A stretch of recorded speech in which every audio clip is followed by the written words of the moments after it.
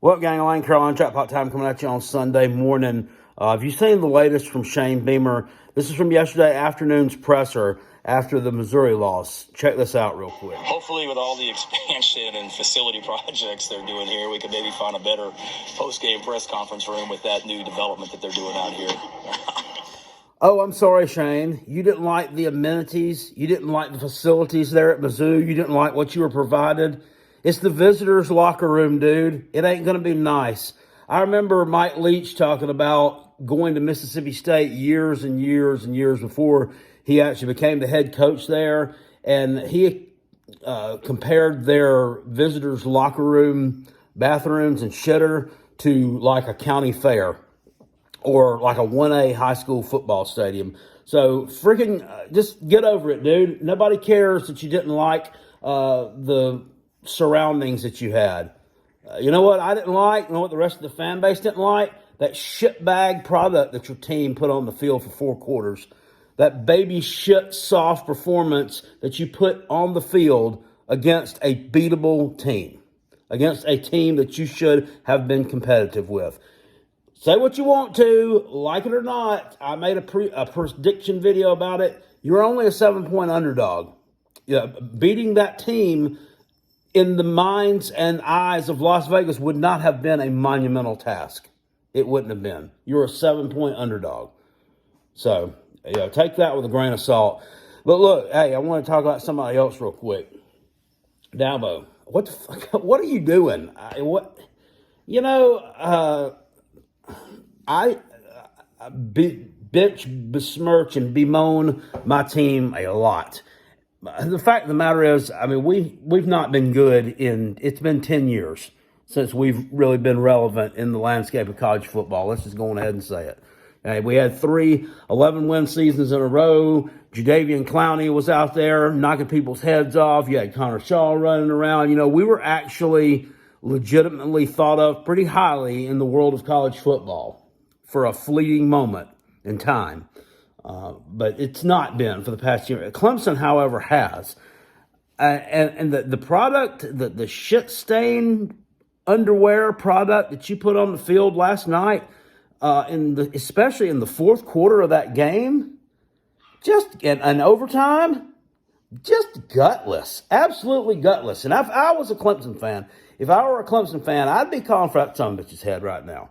I mean, I would be calling for him and that whole staff to be gone because they've been there long enough. There is no excuse for it. I mean, you paid God knows how much money to get Garrett Riley in there to fix your offense, and he ain't fixed nothing. I don't know if you've handcuffed him, which to me seems like you probably have, because every time it seems like Garrett Riley's over there with the offense. I don't know if you've noticed it. Here comes Dabo right up in the middle of the mix. Now, I know he's the head coach and he's supposed to be involved in things, but you step back. When you've got a coordinator of that level, you can kind of be a CEO type leader to them. You can kind of, I think, coach him from afar. He's probably that good.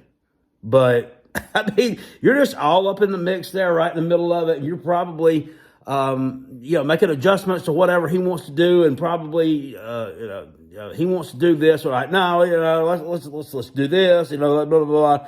And you're probably just screwing the whole damn mess up because you don't know what you're doing. I mean, that's obvious that the loss of Brent Venables, to me, this team's still good defensively, but for some reason, it seems to have really taken a nosedive since he left, even though defensively it hasn't. The team as a whole has, if that makes any sense to anybody. I don't know why that is, but, your assistants left. I thought Jeff Scott was the offensive coordinator doing most of the heavy lifting there as far as play calling and development of those players.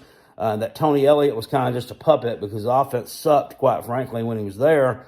But then, we see something like that happen yesterday, and his team goes on the road and beats Virginia, and beats North Carolina, and that's like a 1 in a million type thing. They're still a bad football team.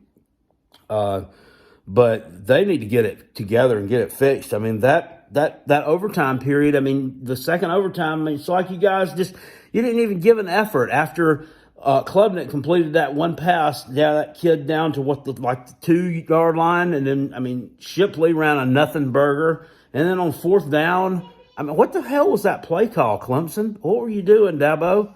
If you were in the middle of that, that's why. That's why y'all are losing ball games right now, and they're sitting here at 4-3 instead of 7-0, which is where they're used to being.